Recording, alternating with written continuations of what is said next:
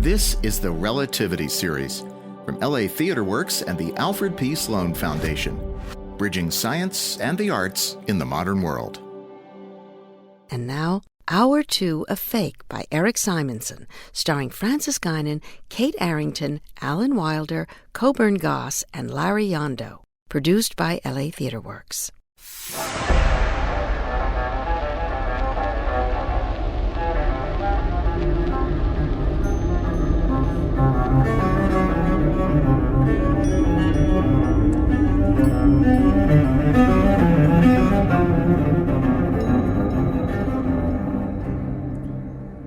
Quia sin celis sana ticitor nomen tuum.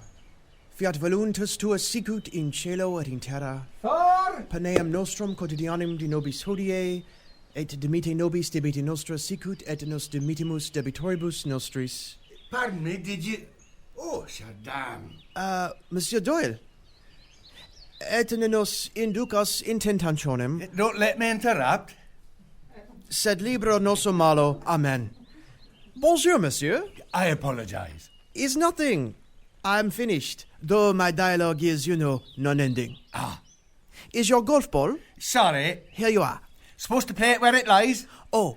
No matter. I apologize. What are you doing at the Piltdown site? Haven't you any help?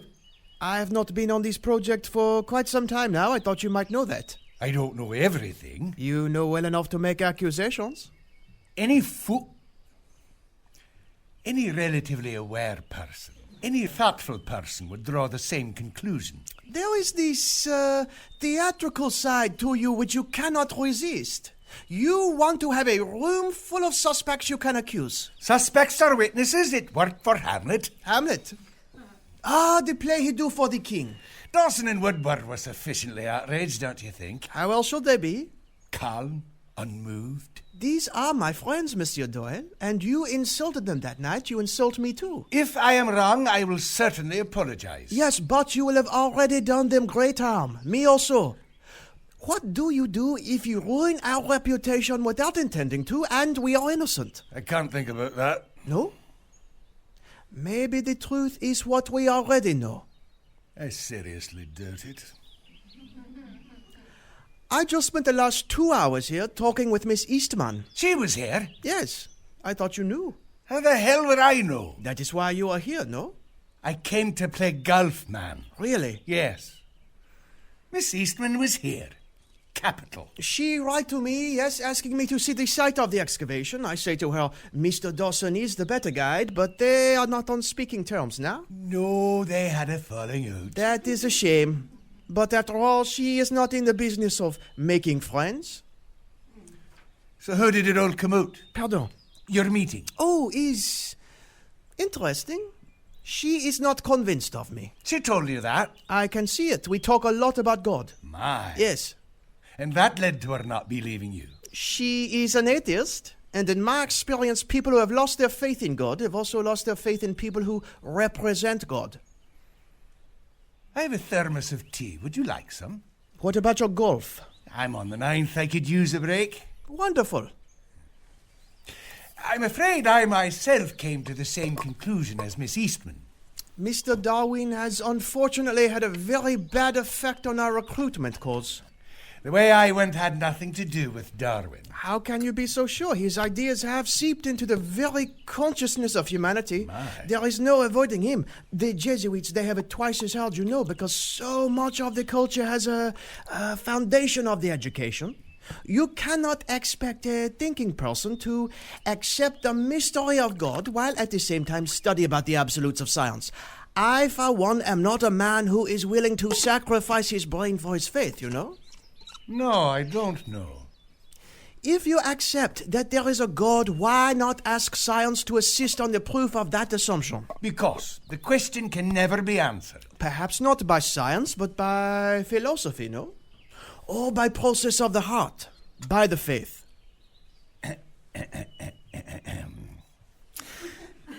Let me ask you something, Sir Doyle. Do you believe in love? That's an absurd question. Is it? As much as I believe in all the other emotions. But it's not a matter of belief, is it?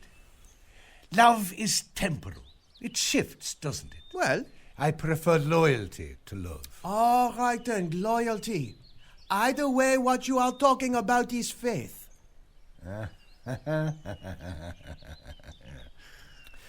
When I was a child, my family, we lived in Switzerland, in the country. That is when I started being interested in these rocks and fossils and all this stuff of the world. You look at it a certain way, you cannot deny there is a wondrous beauty to the whole design of nature.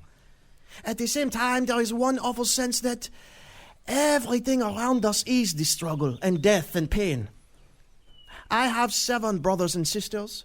2 of them died when they are children. For most around me, it strengthened their faith in God. It was an awesome God they knew, one that was sorting out the good from evil in this world. But for me, I cannot accept that. Is my sister, who is 8 years old and innocent, is she really part of this awful correction the Lord is trying to make? So, same time as this, I started school with the Jesuits and studied to be a priest, but I am stubborn, no? I refuse to give up the searching of these rocks, and I am at the same time wondering about is this feeling that is telling me things in the Bible and things about Darwin are challenging one another. It is the folly of man that he will never put it all together. Some priests, they tell me, embrace the mystery. I say, okay, I embrace this mystery, but I am human too. One of the things that most separates us from other animals. I'm sure you're going to tell me. Something I call the restless adjunct to human instinct. Unlike, say, a koala, who survives on one thing, the leaves of the eucalyptus. Or a snake, he is to have a mouse from time to time. Humans and other primates, they like to have a variety of sources always to survive. The koala, he get his eucalyptus for the day, he is fine. The snake, he get his mouse, he is okay. He's single-minded, The human, though, he is curious always because his survivability, it depends on a variety of things. Berries from the bush, fish in the stream, a bird to catch in the snare. God makes us this gift of curiosity, is why we survive and thrive. Is also why we cannot accept mystery unsolved. We believe in God, but He's not good enough. We must know Him, you see. But I've solved the mystery of God. I know what you are going to say, but you are wrong. And I have a theory about that too. Do tell. When we are not collecting berries, we are left with excess of curiosity. Also, if we do not work, we create problems to solve. Mysteries to unravel, just to feed the fire that is curiosity, is why we have sports, no? Or a play to go to? Or an affair with the pretty women to have? We hate to be bored. That is exactly what I say. You wrap yourself in writing these mysteries to make up for the one big mystery in life you cannot solve and have rejected. And anyway, you transfer all this restlessness in your life, you might devote to religion, and you do things like throw fuel on the fire that is this suspicion of Piltdown. Is not a mission so much as a pastime. So your restless curiosity kept you searching for God. And the mysteries of nature as well. In school, I am now not only collecting rocks and fossils, but digging for bones. And I am thinking someone or something, God, is doing this nagging at me. Maybe, just maybe, He is telling me something. I start to think about not faith only, or science only, but a third solution. Go on. Why would God give us this wonderful power to think and imagine unless He wanted us to discover the true nature of ourselves? It is yet to be fully formed, but I have the basic look. We are not at the end of the development as a man. We are in fact in the middle somewhere. Compared to what we will be, we are as Neanderthals are to us. That I'd agree with. Someday we will be completely, absolutely what God intended us to be. An animal with an exquisite brain, perhaps twice the size we have now. Incapable of deceit, jealousy, or violence.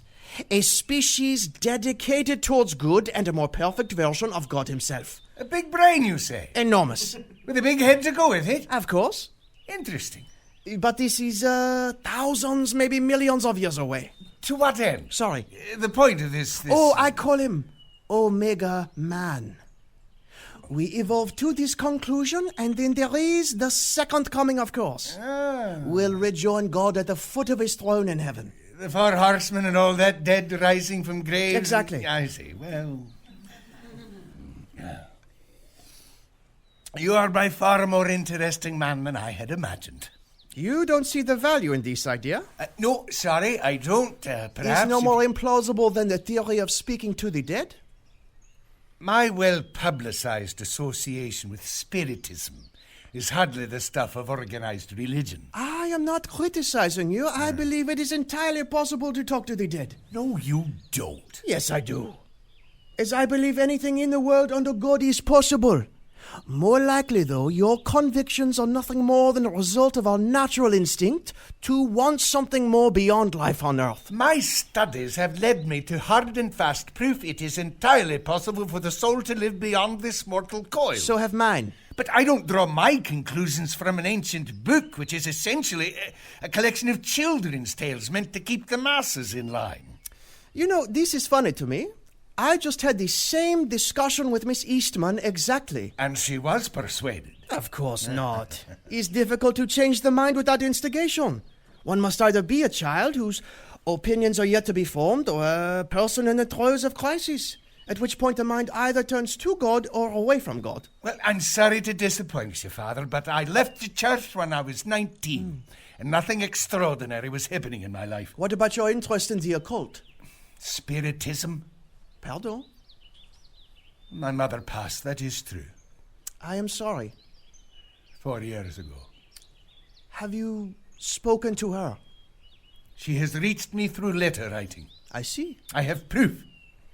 You don't believe it. Does it matter? It is only your belief that matters.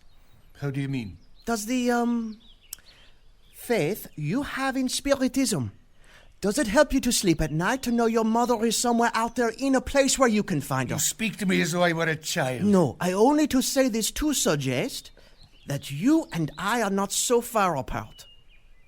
I miss my mum. Oui. I suppose we can use all the comfort we can get. Absolutely.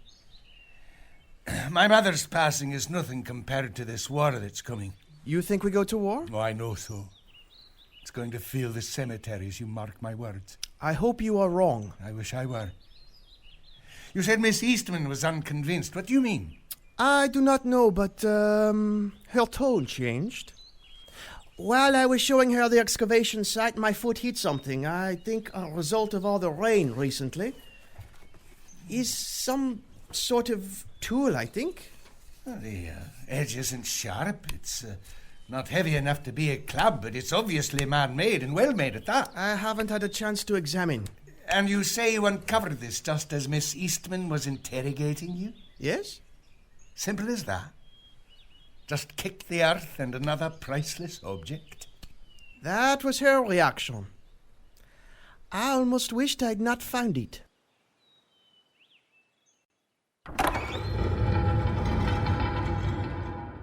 Rather frightening, isn't it, Mr. Moody? These dusty museum rooms.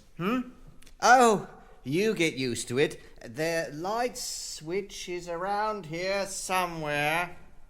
There we are. Ah, I love old places. I bet you've got lots of secret passages running down underneath and whatnot. If we do, Mr. Billings, I don't know of them. Well, they wouldn't be secret then, would they?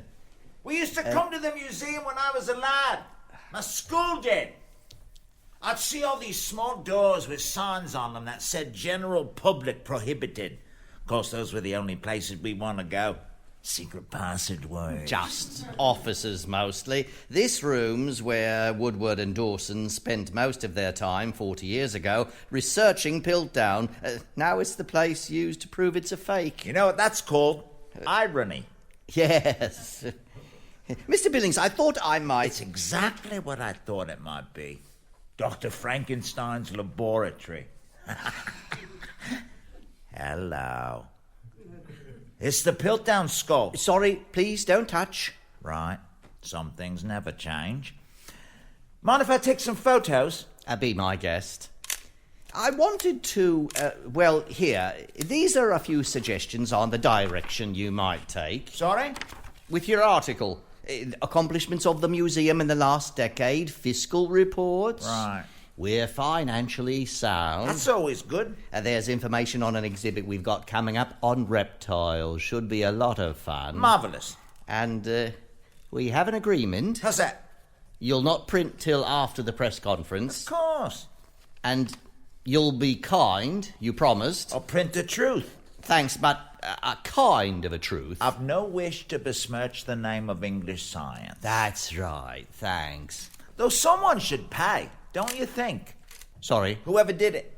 Right. Way back when. Someone should pay, you say? I think you'll get points for coming clean, Mr. Moody. Certainly, but... When does scientists get here? Soon, I just hope, and this is the last thing I'll say on the subject, I just hope when you write, you'll keep in mind the reputation of the museum. What's this? Electromagnetic microscope. That's a mouthful. I just acquired it.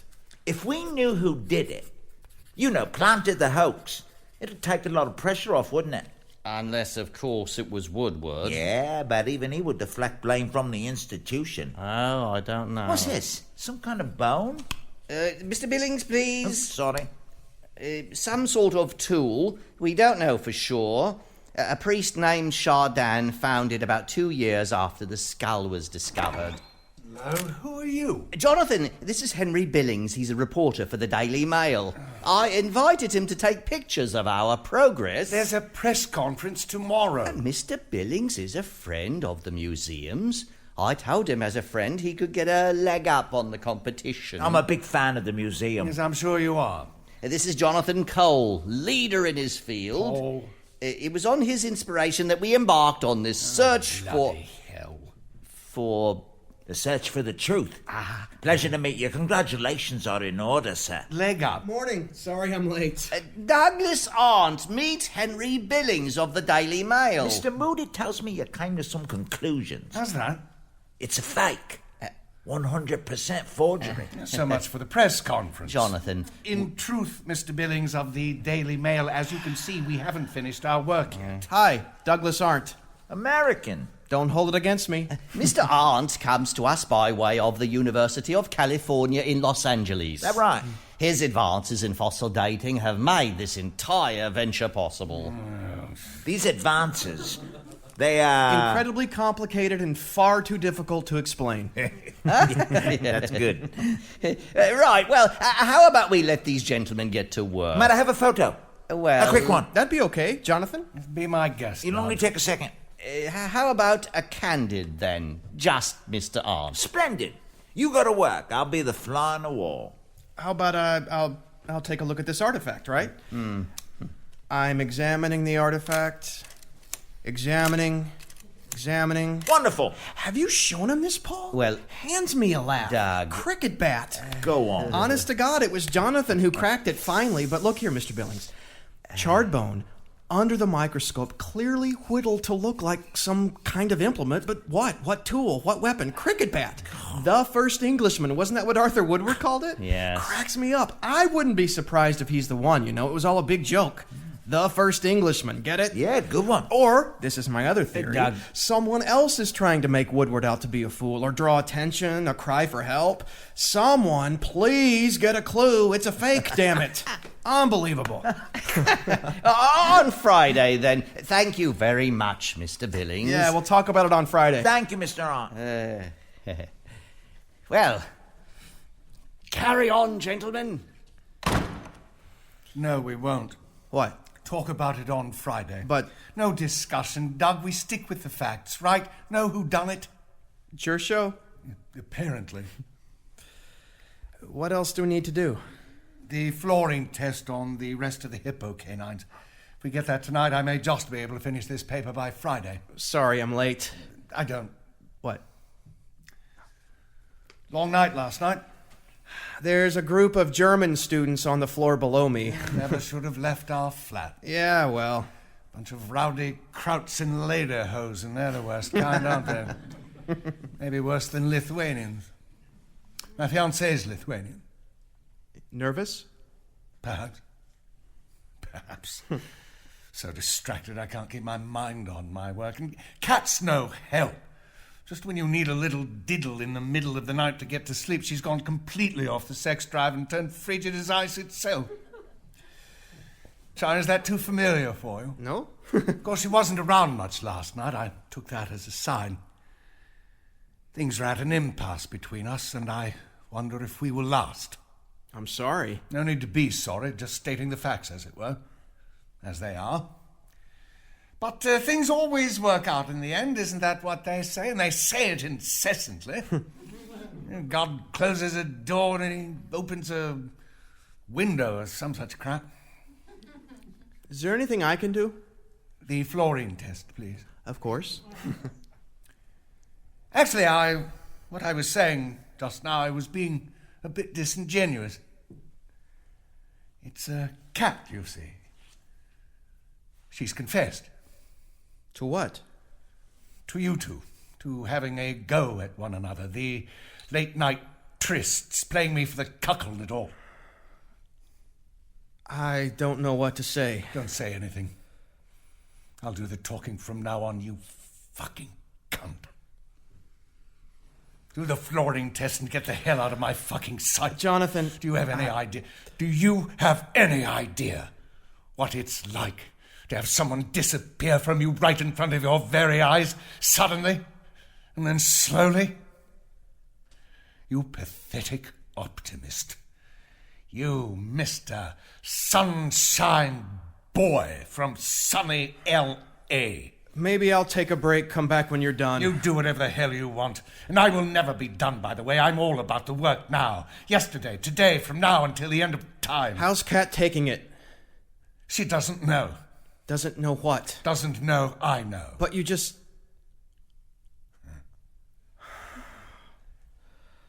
It all started with the weekly church going. Kat used to be religious before she met me. Oh, I'm a bad influence, I suppose. I suspected she was yearning for a conversion, or rather, reconversion. I mean, suddenly she's hiding reading C.S. Lewis, for God's sake, but nothing too terribly out of the ordinary. And then you come along, and whammo, she's off to church once a week. Well, my guess is the two of you won't last another month. But that's neither here nor there. Actually, I'm rather impressed with myself. As I said, no hard evidence on you two, just suspicion on my part, a sort of sinking feeling. But as a scientist, you can't make assumptions based on feelings and intuitions unless it's someone like you who assumes his life away to the point of believing in a big man with a grey beard who lives above the clouds. No, but where was I? Oh, yes. Evidence. I'd have looked like a fool if I'd confronted you or the two of you, so I lied and said your accomplice had confessed. Oldest trick in the book. Haven't you read Sherlock Holmes? Oh, I forget. You're an expert. But come to think of it, I can't recall a single episode in which he did exactly that. Oh, he was far more clever than you or I. I thought you said you were going to take a break. Or maybe simply to step outside for a good old-fashioned breather. I can't imagine any of this is too pleasant for you. Sorry, I have to get back to work. And if you're going straight to Kat, you won't mind telling her the engagement's off. And I'd appreciate it if she were out of the flat by the time I get home. But we can only test their value by further inquiry. The most difficult crime to track is the one which is purposeless. Now this is not purposeless. Who is it who profits by it? There is the French ambassador, there is the Russian, there is whoever might sell it to either of these, and there is Lord Holdhurst. Lord Holdhurst? Well, it is just conceivable that a statesman might Hello, find Rebecca. himself in a position Doyle. where he was Welcome back to my responsible for humble such abode. document accidentally I haven't kept you waiting, have I? Not long. William Gillette, you know him? Sorry? The man on the gramophone. He's American, you know. I couldn't see another man playing Holmes. Wonderful chap. Tall, thin. Married once. Became a bit of an eccentric after his wife died. Stayed indoors for days on end, unless he was compelled to perform. But that's the artistic temperament for you, isn't it? Bit on the daft side. I wouldn't know. Oh, I think you know. You're a bit of an artist yourself. Doyle. You think I'm crazy. Touched would be a better word. But take it as a compliment. I'm a bit so myself. Oh, stop. That's not why I came down. Shame. Though I could change my mind.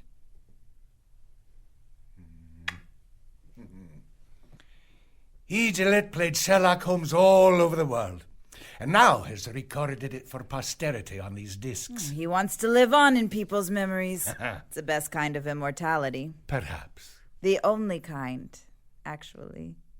I think they're only half successful. May as well just read the book. Oh, and I have been. Sorry? I've been reading up on you. You know, I like Americans generally. They've never bothered me the way the English do. I sometimes think I was born on the wrong side of the Atlantic. You remind me of Teddy Roosevelt. I get that a lot. If he were still president, the Americans wouldn't be pussyfooting about in this matter of global conflict.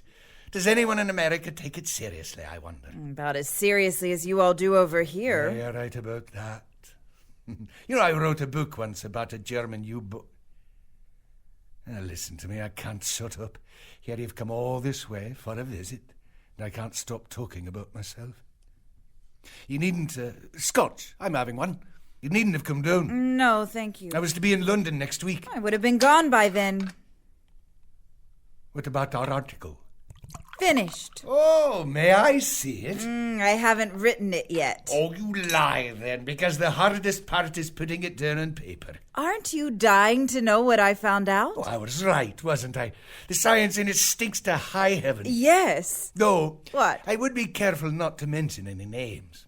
You mean... No need to point fingers. I thought that's what you wanted. It would only cloud the issue at hand. Which is? To reveal that Piltdown is a hoax. But I can't just say it's a fake. Why not? I'm not a scientist. I can't prove it scientifically. I need a culprit. The idea was, at least I thought the idea was, that I'd solve a mystery. And you say you did? Maybe. Well, what is it you have? I have a friend back in the States. He thinks the cranium is maybe a couple 100 years old, and the jaw, oh, get this, the jaw is from an orangutan. A monkey? Yes. Good Lord, will he say so on record? Yeah, I think. Well, there you go. Proof from a scientist. There's your story. Now, he got me thinking, though. Yes. The orangutan bit. You know the Edgar Allan Poe story? Murder in the Rue Morgue. Yes. Oh, murder turns out to be an orangutan. Right. Maybe the fellow who did this is a practical joker. I'm telling you, who did it doesn't matter. Just for fun, then. All right, then. We have a practical joker. Now, it's got to be someone who knows his business, first off, but also someone who might want to get caught. How's that? Well, otherwise, what's the point if it's a practical joke? And who might that be? Not Dawson.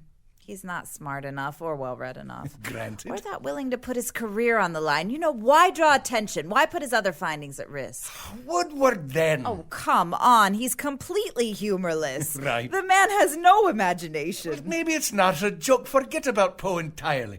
Woodward still stands to gain tremendously. No, I thought of that, but he wouldn't have had the opportunity. How's that? Well, London's a 4-hour drive from here. The man's on a 12-hour day. Aren't you proud of me? I'm running down all the suspects. Go on, then. Our priest friend Chardin. Oh, yes, the priest is interesting. Of course you know that. And to find that thing, that weapon thing in the middle of all this, that's extraordinary. Yes. You were there the day he found it. So are you. You ran into him playing golf? That's right. Accidentally? Who else? Chardin told me all about his theory. Oh, about the second coming? Crazy. He has got an imagination. Now, he thinks Piltdown confirms his ideas. How so? Well, man's cranium is expanding at this extraordinary rate. Motive? Yes. He wanted to shore up his theories and his nuts enough. Yes. Though it might be, again, that he was working in concert with Woodward. Correct. Chardin's never been outside Europe. That's where you get these things, old monkey parts. Right. Right, he would have needed help, and Woodward has access to these things, hippo's teeth. Yes. But Chardin was stuck in his seminary in France most of last year, I checked. That's now, right. he might have had time to assist, aid in the bed, but no, he couldn't have led the whole thing. And I've already ruled out Dawson and Woodward. See, none of these men fit exactly, so that got me thinking maybe there's, I don't know, someone you didn't put on the list. Right. Yes. Who do you mean? You. You're joking. No, you are. Or maybe you're not. I don't know. I read your book, this book, The Lost World. Oh, I wrote that 2 years ago. Yes, before Piltdown. This is really great stuff. Oh, it's a boy's adventure, actually. You hadn't told me you knew so much about bones and dinosaurs. Everyone knows a little. What are you looking for? Just a sec. Here it is. Listen. If you are clever and know your business, you can fake a bone as easily as you can a photograph. That photograph on the wall. It's genuine, I assure you. What do you call it? It's a kind of ghosty person or body. Is it emerging? Yes, ectoplasm. It's the outer granule-free layer of cytoplasm. It's emerging from the seer's middle regions, best we can tell. A ghost. A being. I was there. I can confirm that what you see in that photograph really happened. It gives me the goosebumps. Nothing like actually being there. But I bet you still have a tough time convincing people. Woodward's gotten to you. No. He's wrong. He was never on your side, was he? The man's a bore. Oh, a powerful bore, at least in the world of science. I've never much cared what the powers that be think. Oh, but that's you. You're a man of power and influence. But not in the world of science. No, where it counts, in the court of public opinion. Oh. Woodward thinks you're trying to embarrass him the same way he embarrassed you. All these articles he wrote, they make you out to be some kind of idiot, don't they? But who'd imagine you might go so far as to plant a fake skull to prove a point? Now listen. No, you listen. This is what I think. I think you planted this fake, and you were sure Dawson would find the skull, and that his vanity would prevent him from detecting a hoax. Then, and this is the part I don't quite get, then I think you were planning to expose the fraud and make your point. The same point you make with this book. And what might that be? This is about a man who's ridiculed. He claims he's seen dinosaurs. He knows they exist, but he's frustrated he can't prove it. What's the point? The point is, just because you can't see it doesn't mean it's not there. Same with your spirits. You can't prove them scientifically, and then all these fake spiritists pop up all over the place. Everyone thinks it's a sham. You planted this skull to prove everyone can be fooled. At least some of the time. Science, spiritism, it's one and the same. A little fact with a little faith thrown in. That's nonsense. You wanted to bring the British Museum down to the level of spiritism. I resent that. Okay, you wanted to bring legitimate science up to the level of spiritism. Now you're mocking me? No, I'm just Shut trying up! Sorry, that was uncalled for. I'm just trying to, get to the truth. Yes, you're right. I am? About the book, the point of it, the critics didn't get it. You did, congratulations. But the skull. It was you. Right?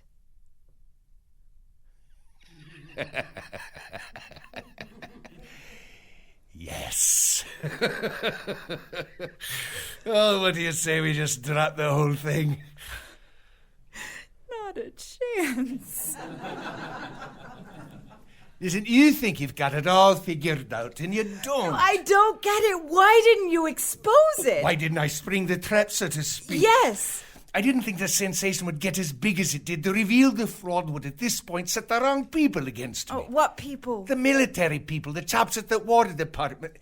If the war hadn't come along, I never would have had to elicit your help. There is no war. The one that's coming. Listen, I have an excellent chance of being appointed to the War Planning Commission. Something I want very much to happen. Need to happen. But they might not have me if they know I'm the culprit behind some insidious practical joke, albeit well-intentioned. So why not leave it alone? But let the people think the skull is genuine. I happen to believe in science. I never intended to set everyone off on the wrong course. It irritates me, that there is this thing out there, this Frankenstein's monster that I planted and everyone's talking about and taking seriously.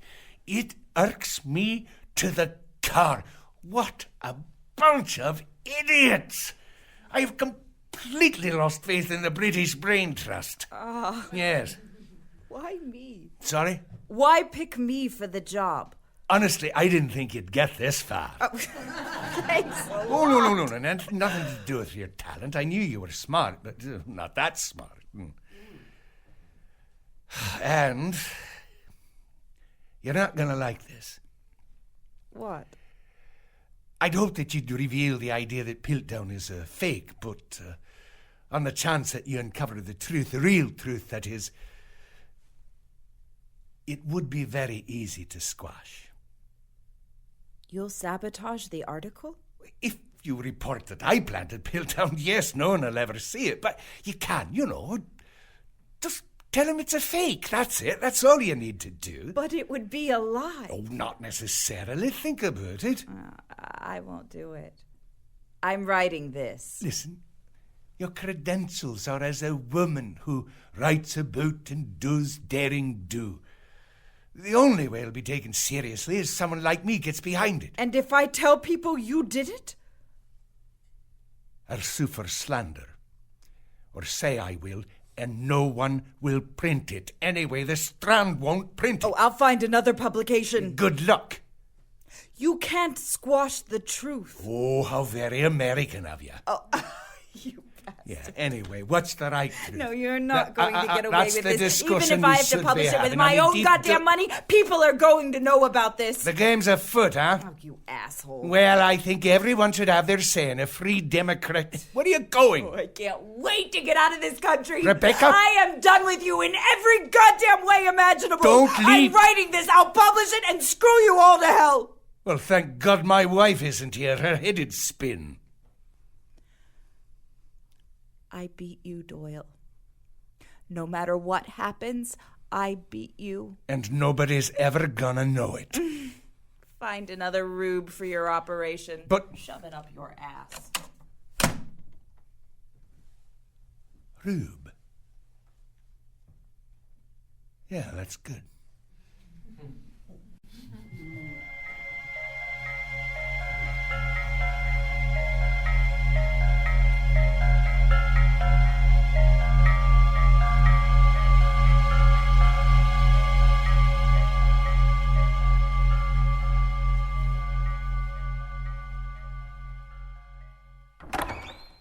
Now let's move on to the research room. Doug, Yes, Mr. Moody. don't go overboard. We've only so much we can spend. We've already lost 2 benefactors since Jonathan's presentation, and there's more bad news to come, I'm sure. First thing we should do is get rid of all these skeletons. I've nowhere else to put them. Closets, storage. We're full up to the brim. Look, you asked me what I would do, I'm telling you. Sorry. I'll let you do your job. Just know there's a limit to our largesse. If we remove the cases, we may just have enough room for the new equipment and 2 extra assistants. You mind if we take down that photo? Darwin? He's been here since the beginning. Gives me the creeps. Feels like he's staring right at me. That's what I like about it. All right. I know Jonathan was crazy about it. You didn't tell me about you and Kat. Does it matter? It mattered when I told Jonathan I was hiring you. You knew he'd quit. You want to change your mind? He was a bit of a drag on the institution. I think, as things turned out, a clean break is the best. No more Piltdown. Good God, no. Anyway, yes, the skeletons will go someplace.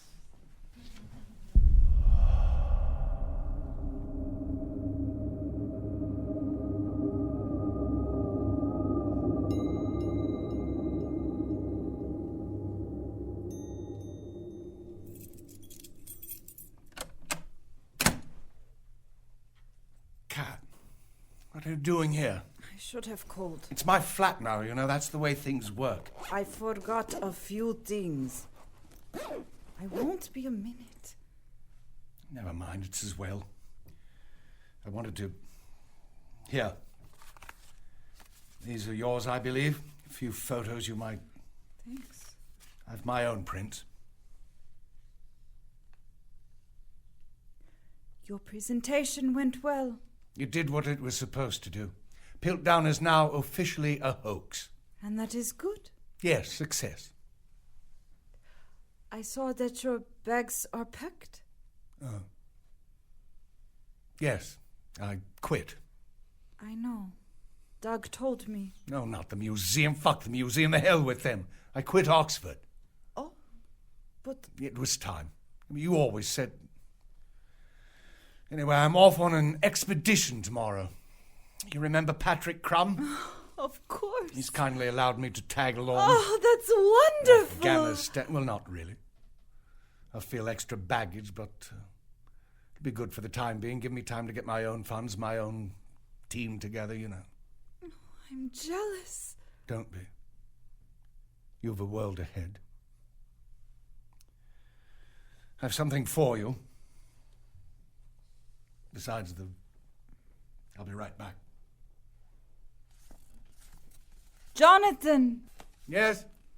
These photos, some of them are ancient. I know. I'd forgotten. The point of a photo's to remember. Oh, I love this cottage. This is Bristol. Blackpool. Thanks. I thought you might enjoy this. What is it? I did a little research the day the two of you went off to Piltdown. And anyway, that's a photocopy a friend sent me from the States. Who is Rebecca Eastman? She was quite famous in her time, apparently. It was published in a magazine from a now defunct wing of the Smithsonian. Arthur Conan Doyle? That's absurd. It's quite persuasive, though all hearsay. Do you believe it? Do I believe it? Well, that's an interesting question. Do I have faith is a better question. Anything not factual is a question of faith, wouldn't you agree? I mean, you don't just believe in God, you have faith that he exists. Jonathan... Well, don't you? I don't see the difference. Really, you don't see the difference? I'm not as bright as you. You're bright enough. Stop it! I don't believe. You know why? Can't see 'em. What do you want me to say? What you believe. I think I cannot believe that this is all there is. I miss my father. Right. I am glad that you have decided to go out in the field again. You are most alive, I think, when you have a problem you cannot solve. For me, it makes me mad. I think... What? You are, to me, something I could not solve. Interesting thing about Charles Darwin. Historical footnote. His daughter died of tuberculosis when she was 10. Did you know that? Darwin watched the whole thing from her bedside. It was hell on earth for Darwin. The slow, painful deterioration of his favorite child. His wife, a devout Christian, stayed at home and tended to the family while the old atheist kept sick bay at a relative's house miles away. It altered his life, it did. Before the death, he was willing to put on a pretense of belief, go to church on Sundays, keep his mouth shut, but afterwards, well, that was that. He'd walk his family to church, let them go to services, while he would walk the grounds looking over beetles and ferns, bottomless curiosity. His wife stopped nagging him about the whole hereafter question after a time, but she spent the rest of her life knowing she was never going to be with the man she loved beyond life on earth, that is. Forever and ever. Till the end of time. Amen. But the thing that changed in Darwin, it focused him.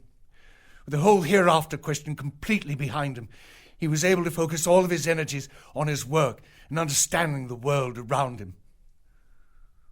No distractions and a real passion to get to the bottom of it all, and I admire that. The steely determination to be clinical and emotional at the same time. Now that's talent.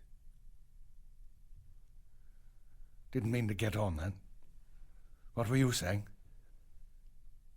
But you are a mystery to me. You as well. You didn't say anything about Arthur Conan Doyle in your presentation. Well, it's not empirical evidence, is it? I am done with it. The whole thing. I want to forget it now. That's a good go. Well, I meant to get some cigarettes. I could stop for tea. That should give you enough. Would you please remember to leave the keys this time? Of course. Jonathan. Yes. Did you ever love me? I shall always remember you, forever and ever, till the end of my time.